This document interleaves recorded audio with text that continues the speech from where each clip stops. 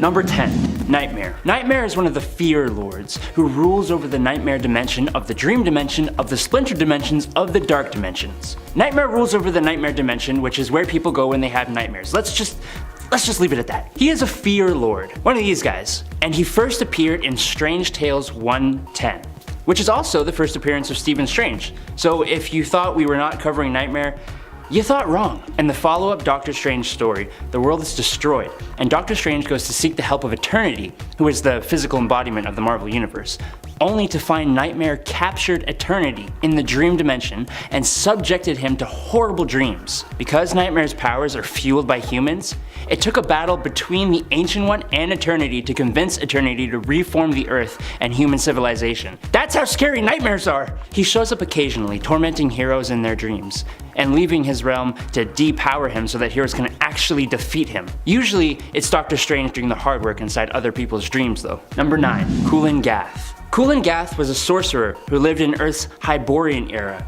aka the time of Conan the Barbarian. He actually isn't the original Kulingath though. Well, he is, and he isn't. See, Kulin had a slave who poisoned him and assumed his identity. When this Kulingath set out the training of the then Sorcerer Supreme, Mekri-Ra, he was refused. He responded by murdering and consuming the Sorcerer Supreme, gaining his power. As an enemy of Conan, Kulin was eventually beheaded by the barbarian, but not before he had become immortal by putting his essence in a magical amulet. That's a Horcrux! After the amulet had made its way to Manhattan in the modern era, it ended up in the hands of a mugger who donned the amulet, allowing Kulingath to possess and transform the body of the mugger. Then, he transformed Manhattan into a replica of the time he came from, manipulated the minds of everyone there, and took control of the minds of the Avengers, X-Men, New Mutants, and Morlocks to hunt down Spider-Man. It took the combined powers of Doctor Strange and the mutant magic to change time so that the mugger was killed by Nimrod instead. You know you're a problem when people just go back in time to take you out. Number 8. Loki. At this point, I'm pretty sure everyone and their mom has heard of the god of mischief, Loki.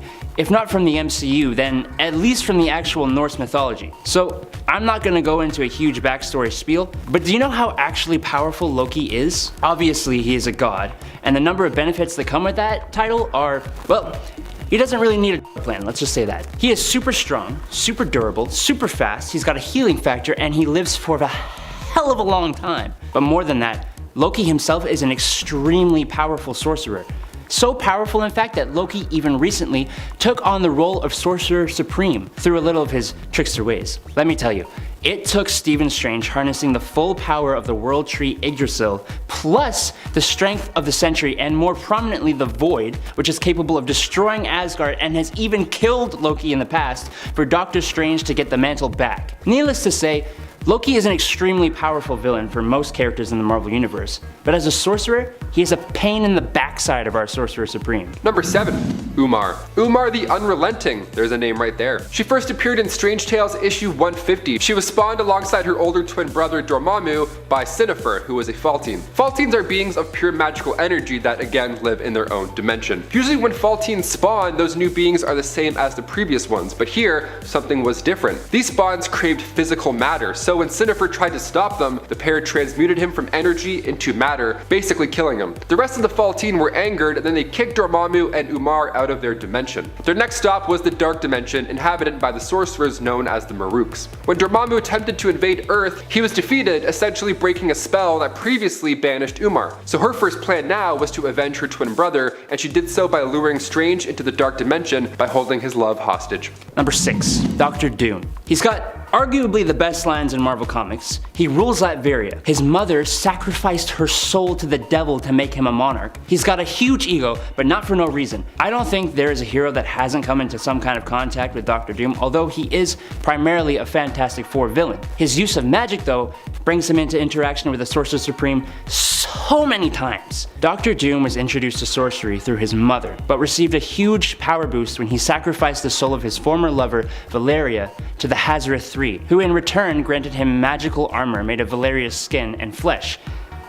Couldn't be me. With their power and his own sorcery, Doom can create mystical blasts and force fields, invoke entities, cast more powerful spells, reverse other spells, summon demonic hordes, teleport, travel to other dimensions, mystical ensnaring in portals, magically heal himself and others, banish others, time travel, absorb power, manipulate elements, perform telekinesis, nullify others' powers. And I think that's the list. But other than his sorcery, he is a super genius in the vein of Tony Stark, even eventually becoming Iron Man for a while. He's a master martial artist, he is at peak human condition, he's got great connections, he's super charismatic, and just plays the piano like a pro. His biggest weakness is that damn ego.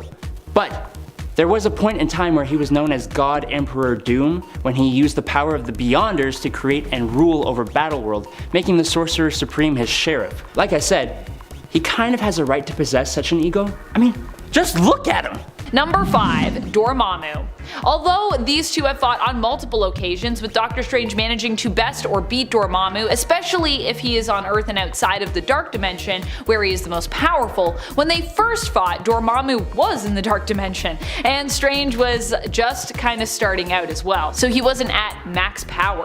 He was sent to the Dark Dimension to battle Dormammu in order to save the world by the Ancient One, who was basically too weak to do battle with Dormammu at the time. Stephen went taking his place, but also proved to be not really strong enough to defeat Dormammu. Instead, Stephen found a way around that battle, similar to his approach in the MCU. However, instead of trapping Dormammu in a time loop, Stephen at this point actually didn't even have the Eye of Agamotto, I don't believe, in the comics. He decided to help him out in order to beat him. You see, Dormammu had to expend energy to maintain a barrier in the Dark Dimension which kept out the Mindless Ones, and during their battle, the distraction of the fight had caused him to drop that barrier. With the Mindless Ones on the loose, Stephen offered to help restore the barrier and keep the Mindless Ones out, and Dormammu begrudgingly promised that he would give up his attempt to invade Earth as a result.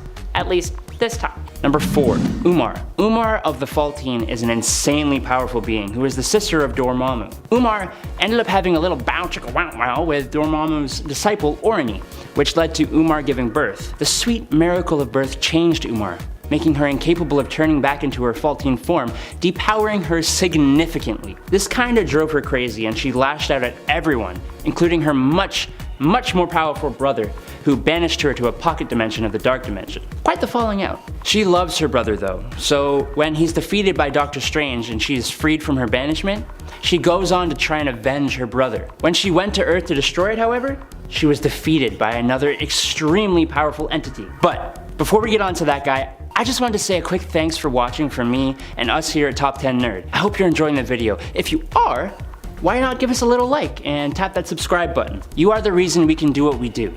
I love you guys.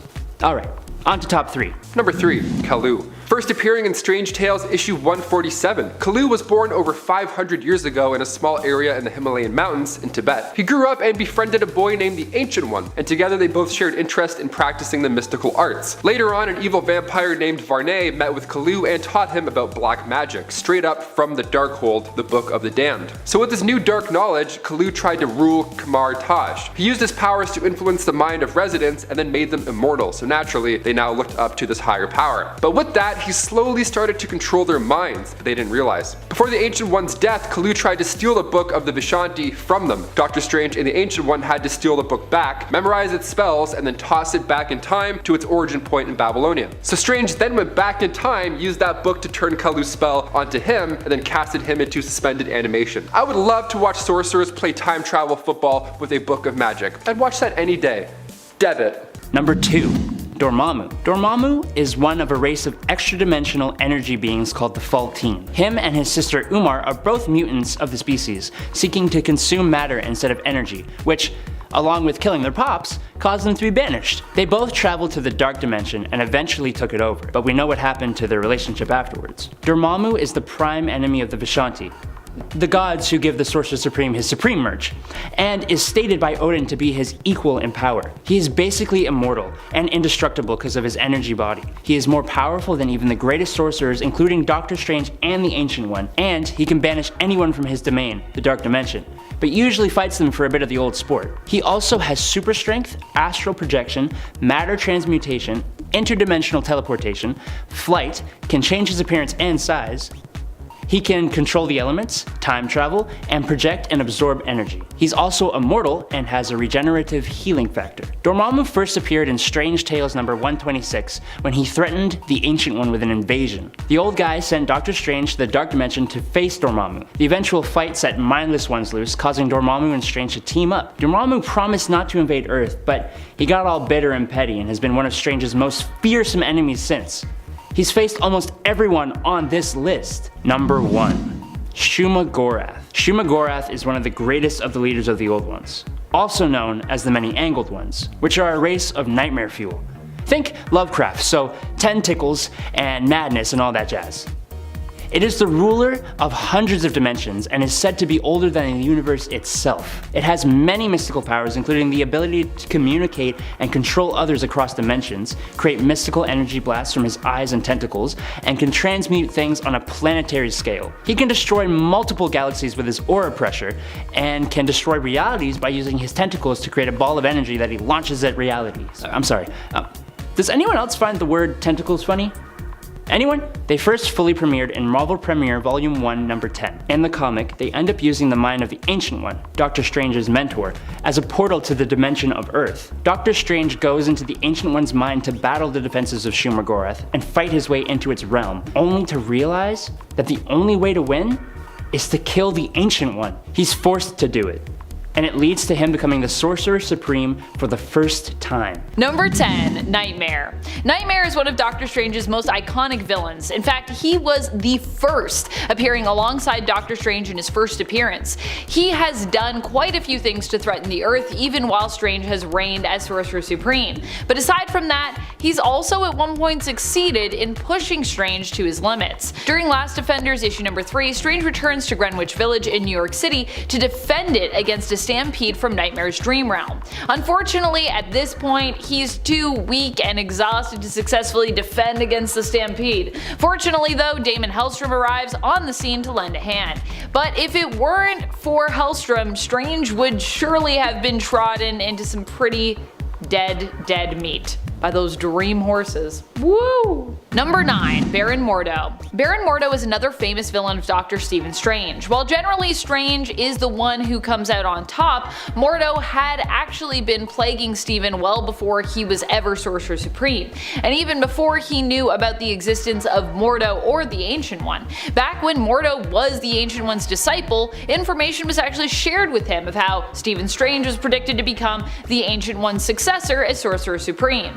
Pretty jealous, Mordo began to plague the then child Stephen Strange with nightmares, creating and utilizing a psychic construct. Eventually, the Ancient One discovered this and ended Mordo's schemes, but Stephen would continue to be plagued by nightmares throughout his life due to the psychic construct within his mind. And friends, before we move on to this next spot, if you are loving this list and you are loving this channel and you want to show us some love somewhere else, head on over to Facebook, click that follow, click that like, help us on out. Number 8. MCU Kaecilius. Technically, in the Marvel Cinematic Universe, Kaecilius won the day. He ultimately lost the war though, as his plan didn't go quite as he'd hoped. But he was successful in opening up a gateway to the Dark Dimension, with which Dormammu could basically use to enter Earth, and our dimension here. Good old Earth 9999999. How many nines is in it? I forget. That reality. At least this is what Kaecilius tried to do. In the end, Dormammu was stopped by Doctor Strange, who used his Eye of Agamotto to create a time loop that Dormammu would be forever trapped in until or unless he gave up and decided to leave Earth alone, which did end up happening after countless deaths of Doctor Strange, which also possibly created an infinite number of alternate paths across the multiverse and realities where Strange may actually be dead and where Dormammu was victorious. Who knows? While Strange beat Dormammu and ultimately Kaecilius in the end, he was unable to stop the villain from succeeding in his mission to summon Dormammu to Earth. And a win, even if it isn't the final word, is still a win. And in Kaecilius' case, he should have been more careful for what he wished for, because he also kind of got what he wanted, which was to live forever, but in pain in the Dark Dimension, so not so great. Not ideal. Number 7. Baron Mordo. You know that guy who is basically Stephen Strange's sidekick in the first movie? Yeah, that guy. That's Mordo. So Mordo was born in Transylvania, basically as a means of another sorcerer, this dude, gaining power. And when that all went kaput, Mordo was trained in the ways of black magic. At the age of 30, he went to Tibet to find and study with the Ancient One, and it is here that he eventually met our lovely boy Stephen. Mordo didn't really dig Strange though.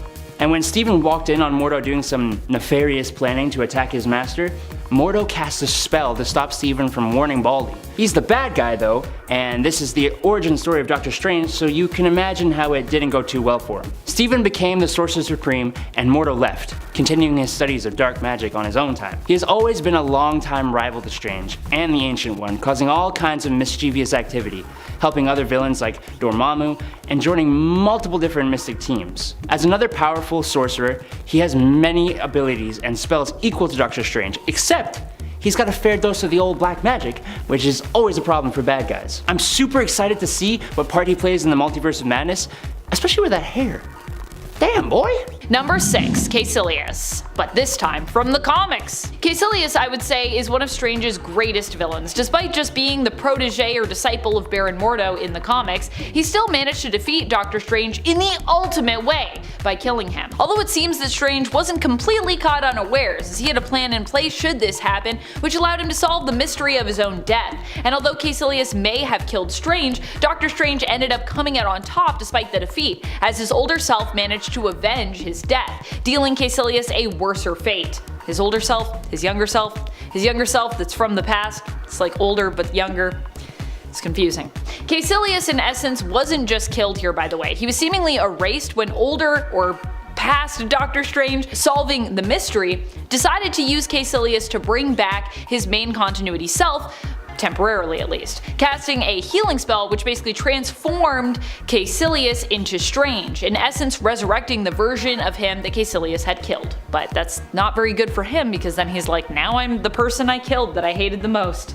Shucks. Number 5. Satana. Making her first appearance in Vampire Tales issue 2, Satana Hellstrom was born a couple years after her brother Damon. Now when she was just a child, her mother had found Satana and her father, the devil, performing some black magic in their New England basement. Victoria was of course shocked. She was scared, pretty much exactly how you'd feel if you found your husband and daughter doing voodoo in the basement. It would feel like that. She went mad once she witnessed her husband's true other appearance, as a demon. So Damon was then placed in an orphanage while Satana was taken to the underworld to begin her training with the use of her demonic powers. Satana was later possessed by a demon called the Basilisk, but she remained in control over her mind and body, and even the Basilisk. The more she used the Basilisk to do her bidding, the stronger it would get, and therefore increased the risk of it one day turning against her. When she arrived to Earth, she was hungry for souls, so we could use that in the MCU for sure. Anyone hungry for souls? Hamburger, hot dogs, souls? We got it, let's do it. Number 4, Enchantress. Oddly enough, despite both being very much tied to the world of magic over at Marvel Comics,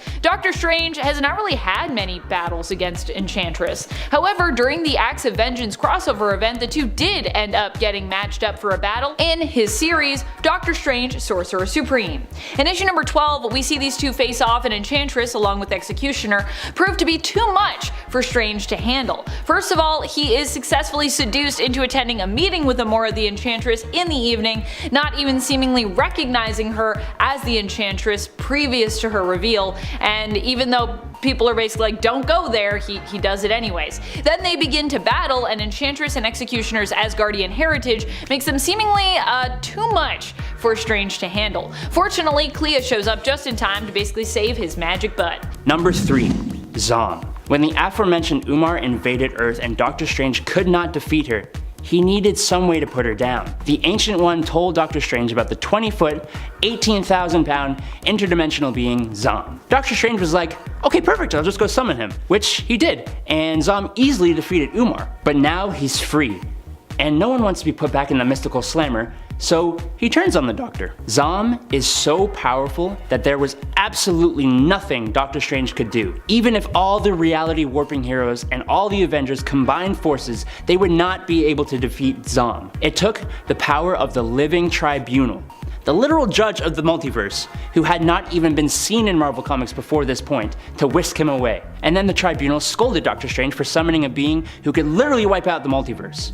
He threatened to destroy Earth. It was that intense. Zom has no other goal than to completely annihilate and destroy everything, ever.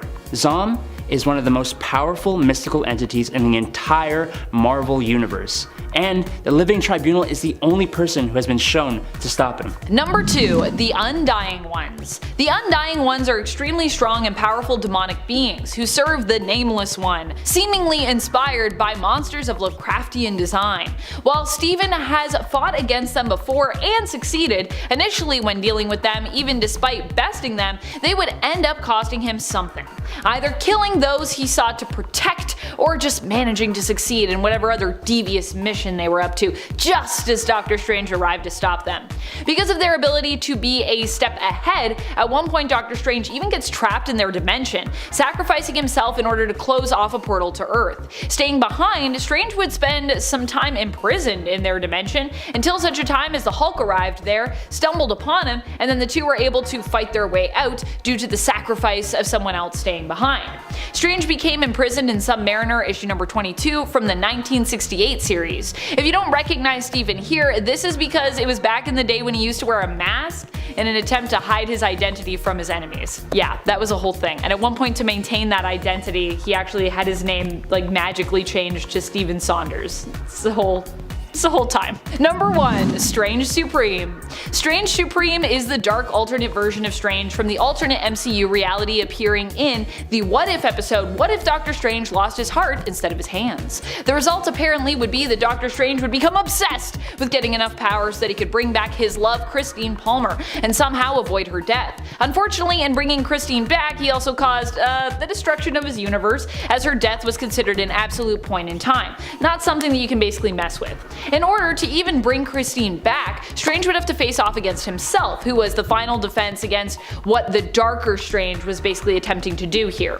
Strange Supreme defeated himself in the end, absorbing him and resurrecting Christine, which brought about the end of the universe. But hey, he won the fight. Kicking off the list at number 10, Shuma-Gorath. We'll kick this list off with one of the old gods who came to Earth millions of years ago. Only seems fair. Shuma-Gorath made its first full appearance in Marvel Premiere issue 10. The Great Old One was banished from the Earth realm by a time-traveling sorcerer, Neg. Now Doctor Strange actually witnessed this happen because he himself was hoping to take down Shuma-Gorath in the past in order to prevent his master, the Ancient One, from meeting their fate with that same beast. So we just got Starro in the DCEU, so I don't think this tentacle monster could be too far out of the MCU, especially considering the fact that we saw a similar looking monster in episode 1 of What If, and then again in episode 4 of What If. Number 9. Satanish. First appearing in Doctor Strange issue 174, Satanish is one of the most powerful demons Earth has had to face. Created by the big bad of Doctor Strange 1, Dormammu, Satanish, as his name hints towards, is an undercover agent inside the Hell Lords. He lives comfortably in the dimension adjacent to Earth's, which he of course rules. If you decide to follow Satanish, he would promise you superhuman powers, so how could you avoid a face like that? Or rather, two faces like that. He has a face on his stomach and then a face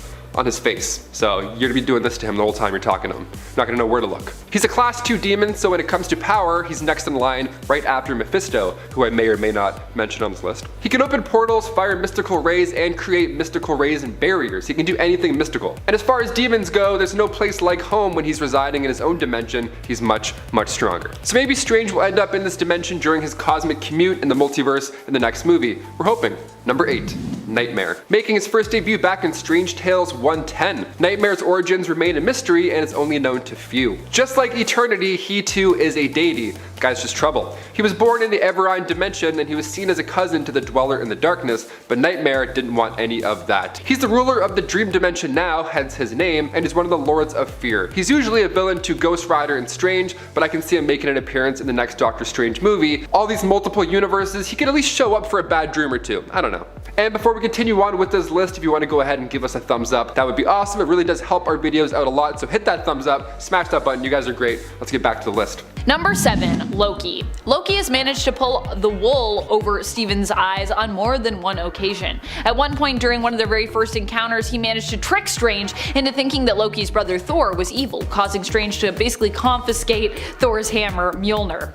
However, Strange soon realized the deception and as such helped Thor instead to defeat his tricksy brother Loki. More recently in the comics, Doctor Strange ended up duped by Loki when the trickster god believed he would be more well suited to the role of Sorcerer Supreme, and managed to basically trick Strange out of the role using extremely realistic illusions and deceptive ploys. Stephen spent a good amount of time when he was no longer Sorcerer Supreme working as veterinarian, which is how he met Bats, who would later become his ghostly doggo companion. Number 6. Yandroth. First appearing in Strange Tales issue 164, Yandroth was once a scientist who went head to head with Doctor Strange numerous times. You know how these scientists be beefing, Elon and Tim Apple, whatever his name is. Strange, of course, beat him, but even better than that, he sent him through an alternate dimension where he was just free falling for all of eternity. Kind of like what happened to Loki in the Sanctum Sanctorum in Thor Ragnarok. It was there that Yandroth learned that he could gain power simply by, destroying an entire world. That ought to do it. So he created an Omegatron, which was not a Decepticon, but rather a be-all end-all of devices. He called himself the Scientist Supreme, and I don't think it's going to be long before this reality-warping sorcerer scientist joins the MCU.